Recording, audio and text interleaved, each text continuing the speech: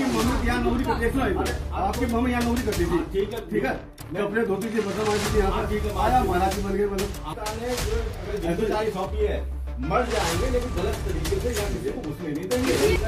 एक आप पे जांच बैठ गई ना तो आसाराम जी और उनकी तरह जंगल जेल में वो भी होगा, पता नहीं वो भी होगा।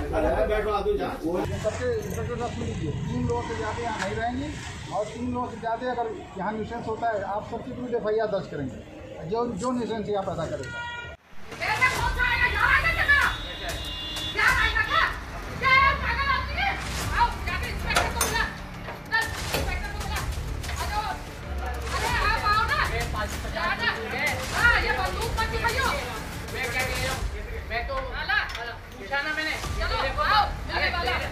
तेरे को बंदूक लेके यूं घुसेड़ नहीं, तेरी बात ये है किसी का हाथ नहीं लगा है।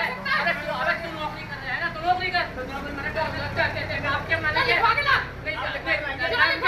ये उसके बाप को दिए। अरे मेरे को धक्का मारेगा, मैं तो मारेगा साले, मेरे को कुछ नहीं बताएगा। और हाथ उठाएगा, तूने धक्का कैसे मारा? तुमने कैसे चलते जाएंगे बस? क्यों मारा नहीं, मारा नहीं, क्या बोल रहा है? अरे तेरा कौन सा अधिकार है तेरा से? नमस्कार, मैं हूं हिमांशु सिंह और आप देख रहे हैं अकाट सत्य समाचार। भ्रष्टाचार पर वार की उम्मीद से जनता ने केंद्र में मोदी सरकार और राज्य में योगी सरकार को एक मौका दिया। फिर भी उत्तर प्रदेश में अराजकता का माहौल है। अराजकता का माहौल इसलिए क्योंकि योगी मोदी के अपराध व भ्रष्टाचार के प्रति जीरो टॉलरेंस पॉलिसी को सूबे के ब्यूरोक्रेट्स मिट्टी में मिला रहे हैं और योगी मोदी तक ओके की रिपोर्ट भी पहुंचा रहे हैं। यानी योगी मोदी तक सिर्फ गुड वर्क ही पहुंचाया जा रहा है। ये ब्यूरोक्रेट्स की कार्यशैली केंद्र और राज्य दोनों जगह व्याप्त है, जिसका खामियाजा बीजेपी को आज नहीं तो कल भुगतना ही पड़ेगा। ऐसा हम क्यों कह रहे हैं, इसके पीछे भी एक पुख्ता वजह है। धार्मिक नगरी व श्री कृष्ण की जन्मस्थली क्रीड़ा स्थली होने की वजह से पूरे विश्व में मथुरा वृंदावन विख्यात है और यही वजह है कि यहाँ की भूमि का धार्मिक रूप से व आर्थिक रूप से काफी महत्व है। बीते कुछ सालों में मथुरा वृंदावन की भूमि के दाम 7वें आसमान पर पहुंच गए हैं और इसी वजह से भूमाफियाओं की नजर यहाँ की बेसकीमती भूमि पर है। धीरे धीरे यहाँ की खाली पड़ी जमीनों की खरीद फरोख्त होने लगी और आज आलम यह है कि प्राइम लोकेशन पर खाली जमीन मिलना नामुमकिन है। अगर मिलेगी भी तो 10 गुना ज्यादा दामों पर। इसके चलते अब भूमाफियाओं और बिल्डरों की नजर आश्रम मठ व धार्मिक संस्थाओं की बेसकीमती जमीनों पर है। इसके लिए ये लोग साम दाम दंड भेद हर तरह का तरीका आजमा रहे हैं। आश्रमों के महंतों के मर जाने पर चाहे वो प्राकृतिक मौत मरे हो या फिर षड्यंत्र के तहत मार दिए गए हो, संस्थाओं कैसे भी करके घुसकर कब्जा करके भी कैसे भी इन संपत्तियों को हड़पा जा रहा है। फिर इनमें अपार्टमेंट, गेस्ट हाउस और प्लॉटिंग की जाती है। इस पूरे गोरख धंधे में मथुरा प्रशासन, पुलिस प्रशासन, मथुरा वृंदावन विकास प्राधिकरण से लेकर भूमि रजिस्ट्रार, भूमि माफिया व अराजक तत्वों का बराबर का हिस्सा होता है। इसी के चलते इन दिनों मथुरा वृंदावन की संस्थाओं, आश्रमों व मठ पर काले बादल मंडरा रहे हैं। ऐसा ही एक मामला विश्वविख्यात संत सरनानंद महाराज की तपोस्थली साधना स्थली मानव सिंहासन का भी है। मथुरा वृंदावन रोड पर कई एकड़ में बना यह आश्रम अब भूमाफिया, अराजक तत्व व भ्रष्ट अधिकारियों के रडार पर है। इसी के तहत आश्रम स्थित एक परिसर में 3 महिलाओं को पुलिस प्रशासन की मिली भगत से योजना बनाकर घुसा दिया गया है। आपकी मम्मी यहाँ नौकरी करती है, आपकी मम्मी यहाँ नौकरी करती थी, ठीक है, मैं अपने धोती से बता मारती थी यहाँ पर आया महाराज बन गए, मतलब सौंपी है, मर जाएंगे लेकिन गलत तरीके से या किसी को घुसने नहीं देंगे। एक आप पे जांच बैठ गई ना तो आसाराम जी और उनकी तरह जंगल जेल में वो भी होगा, पता नहीं वो भी होगा। बैठवा दो जांच। सबके इंस्पेक्टर साहब सुन लीजिए, 3 लोगों से ज्यादा यहाँ नहीं रहेंगे और 3 लोगों से ज्यादा अगर यहाँ न्यूसेंस होता है आप सबके विरुद्ध FIR दर्ज करेंगे, जो न्यूसेंस यहाँ पैदा करेगा।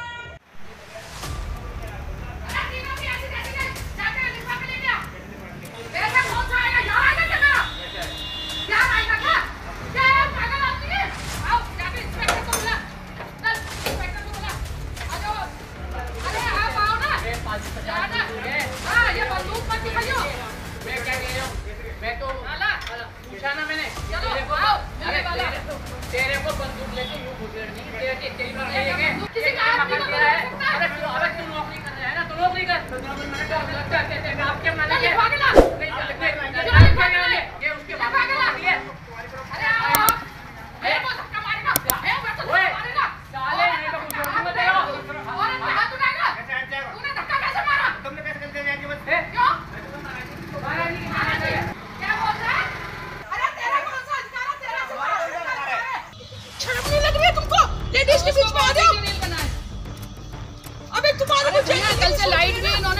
लाइट भी खराब करती है। लाइट नहीं आ रही है, फोन चार्ज नहीं है, सबसे पहले तो ये बदमाशी करती है। तो हम लोग कोई गलत बैठे क्या? आए बड़े महाराज जी के। हाँ, जो महाराज जी बैठे होंगे तुम्हारे घर में। पुलिस वाले अभी कोई नहीं आए, मैंने है ना वहाँ लखनऊ फोन कर दिया और इन सबकी वीडियो ले लिया। उधर से उधर ले सकते। हेलो, आगे बढ़े क्या आए ना तो ये ईंट मारूंगी, सोच लेना। नहीं मैंने ये सोच रखा है, बिल्कुल मार दूंगा। सोच लेना तुम लोग यहाँ आ गए तो अंदर यहाँ प्रवेश कर लिया तो तुम्हारे ऊपर कह देंगे हमारे कोई गलत काम करने आया हमारे पास में आया बड़ा लगा उसको एक थप्पड़।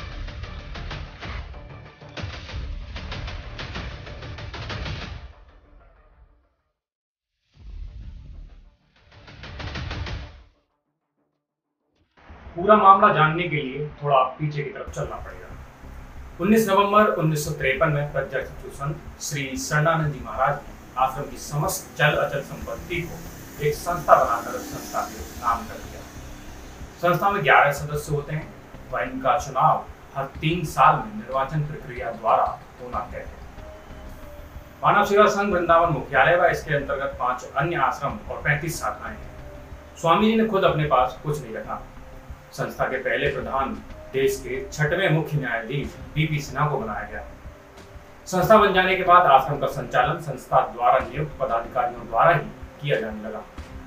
सन 1974 में स्वामी जी के ब्रह्मलीन होने के बाद आश्रम स्थित उनकी कुटिया में उनकी शिष्या मुक्तेश्वरी जी निवास करने लगी, जो संस्था में जनरल सेक्रेटरी के पद पर थी। मुक्तेश्वरी ने अपने जीते जी एक शपथ पत्र संस्था के नाम लिखा।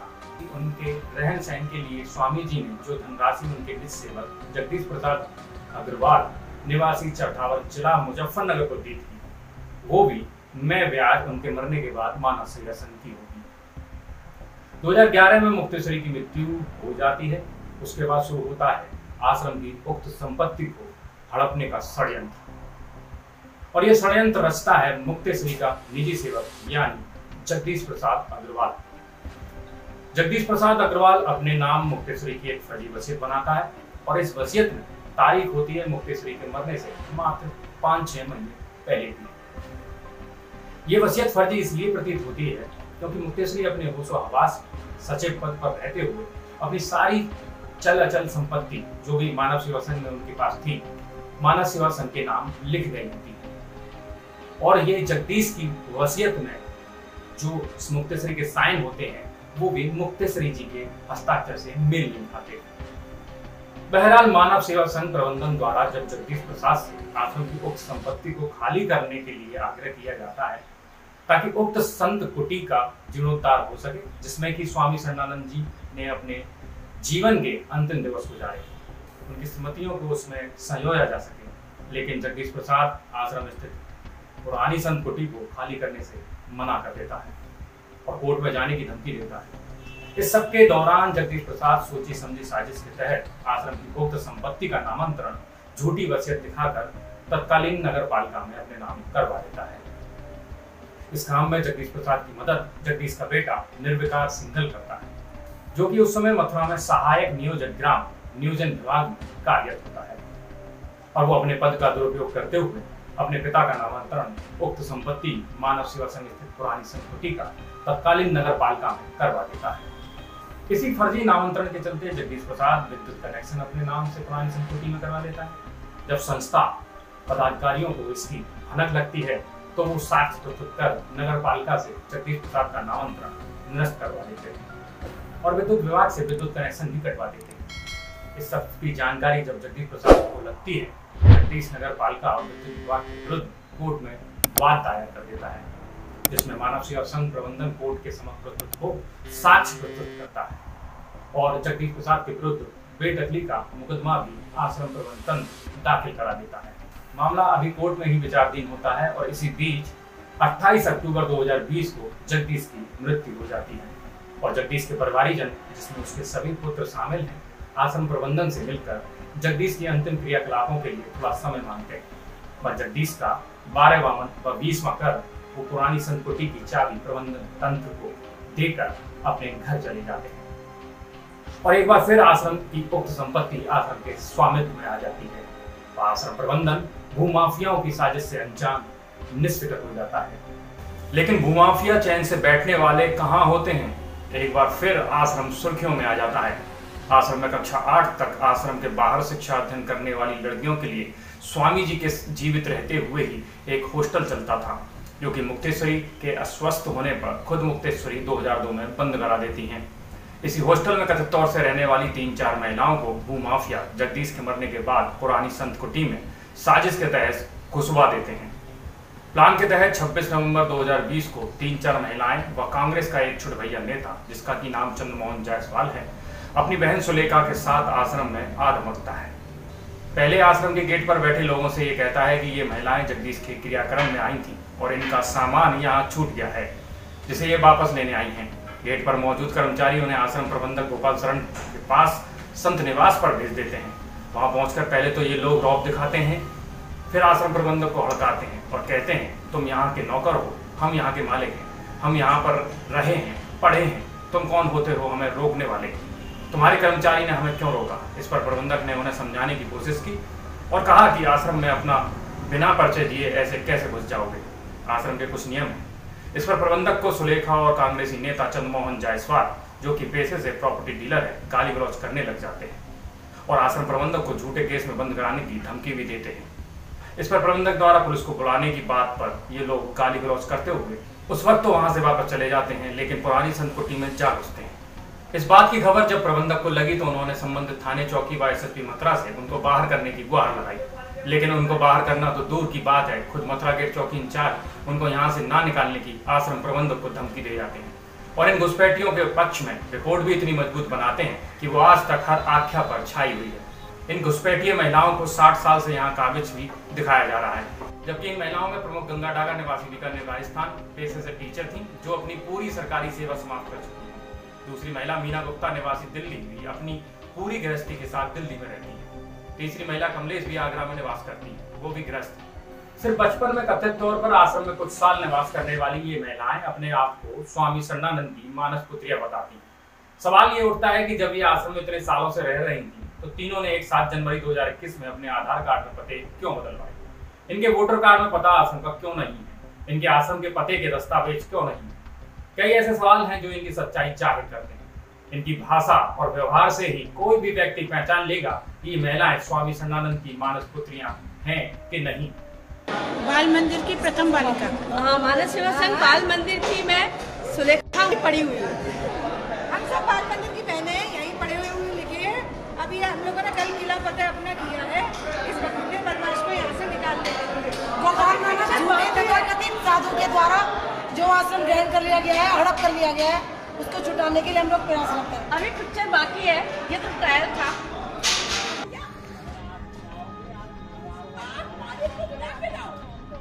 आप मालिक, आप बोल दो ना मालिक से। मालिक ने हमें बोल दिया कि ये काम करना है। यहाँ के मालिक आप हो। हाँ बिल्कुल।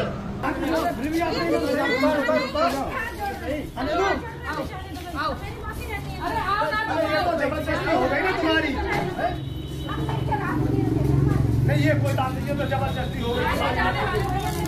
नहीं किया मैंने कुछ नहीं, शूटिंग कैसे 3 के लिए था।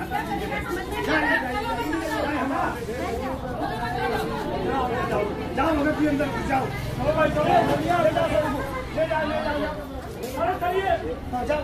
होगा तुम्हारा काम। जाओ, क्योंकि वो बसियत वो बसियत जो है ना, तो कोर्ट का आदेश नहीं है। कोर्ट का आदेश नहीं है वो बसियत। कोर्ट ने आदेश दे दिया है क्या? जैसे वो जबरदस्ती को घुस के बैठ जाओ। बहुत पढ़ा लिखा है, इतना घी खाता तू बहुत पढ़ा लिखा है, तू सामान के लिए बच्चे को नहीं भेजा। अब कह रहा गंगा माता जी ने कहा है सामान लेने के लिए अंदर। किसने बुलाया? गंगा ने बुलाया। किसने बुलाया? ये सामान वहीं पर रख दे, वहीं डाल दे, फिक जाएगा, वहीं डाल। कहीं डाल दो। मेरे क्या मतलब है तुम्हारे सामान से? मेरी तुम्हारे मुझे सामान से मतलब नहीं है। ये कहा है 3 माता जी जाएंगी, बगैर सामान का जाएगी, नंगी लुच्ची रहेगी वहाँ पर, है ना? ये कहा है तुझसे 3 औरतें रहेंगी तो सामान नहीं लेके जाएंगी। तो मैं कब मना कर रहा हूँ? मैं मना कर रहा हूँ क्या? मना किया तूने? तो सामान ले जाओ, डलवाया मेरा सामान को ले जाओ अपने को। तूने क्यों? किसी के हाथ में दम पैर नहीं है तो सामान तो गंगा ने कहा वो बच्चा ले गया। क्या पता आ गई आपको? सामान हो गया, सामान तो पहुंच गया। क्यों पहुंच गया? तू क्या बात है? तू इतना अप टू डेट है, तू हमको वहाँ से सामान नहीं ले जाने दे रहा। आश्रम की संपत्ति में जबरन घुसी ये महिलाएं षड्यंत्र के तहत रोज रोज नए नए प्रोपोगंडा रचती हैं। वुमेन पावर लाइन का दुरुपयोग करते हुए रोज रोज विक्टिम कार्ड खेलती हैं। और प्रशासन भी इनकी चाल में फंसकर या जानबूझकर इनकी मदद करता है। जबकि इस पूरे प्रकरण की शिकायत आश्रम प्रबंधन तंत्र योगी से लेकर मोदी तक और चौकी से लेकर सूबे के डीजीपी तक कर चुका है, लेकिन शुरू में IGRS में चौकी इंचार्ज द्वारा लगाई गई गलत रिपोर्ट ही नीचे से लेकर ऊपर तक घूम रही है और इन महिलाओं का कब्जा आश्रम की संपत्ति पर बदस्तूर जारी है। वह इनके पीछे खड़े माफियाओं का मंसूबा भी कामयाब होता दिखाई दे रहा है। इस पूरे मामले पर मथुरा प्रशासन की मंशा पर इसलिए संदेह होता है कि मथुरा पुलिस प्रशासन को आश्रम प्रबंधन तंत्र द्वारा 26 तारीख को ही महिलाओं व कांग्रेसी नेता के आश्रम में जबरन घुसने, गाली गलौज करने व ताला तोड़कर आश्रम स्थित पुरानी संतकुटी में घुसने की सूचना दी जाती है। साक्ष्य भी उपलब्ध कराए जाते हैं, तो फिर उनके खिलाफ प्रशासन कार्रवाई अब तक आखिर क्यों नहीं करता है? क्यों मथुरा पुलिस उन महिलाओं से आश्रम स्थित उक्त संपत्ति के मालकाना हक के दस्तावेजों की जांच नहीं कर पाती? क्यों पुलिस एक तरफा कार्रवाई करती है और तो और सिटी मजिस्ट्रेट मथुरा दोनों पक्षों के दस्तावेजों को देखकर डीजीसी के पास भेजते हैं, पर डीजीसी अपनी रिपोर्ट में दोनों पार्टियों को सिविल न्यायालय में जाने की सलाह देती है ताकि मामला सिविल न्यायालय में चला जाए और मान न मान मैं तेरा मेहमान की तर्ज पर बेवजह ये महिला पार्टी बन जाए। फिर दीवानी तो दीवाना बना देती है। इस तरह महिलाओं का कब्जा बरकरार हो जाए जैसा कि ये महिलाएं चाहती हैं। इस तरह देखा जाए तो पैसे के दम पर और महिला विक्टिम कार्ड खेलकर ये महिलाएं आश्रम की उक्त संपत्ति पर कब्जा बनाए रखने में अब तक कामयाब दिखती हैं और प्रशासन अपनी निष्क्रियता व अकर्मण्यता से लोगों को आश्रम में घुसने का, कब्जा करने का उपाय सुझा रहा है। ऐसा वृंदावन में आए दिन दिखाई भी दे रहा है।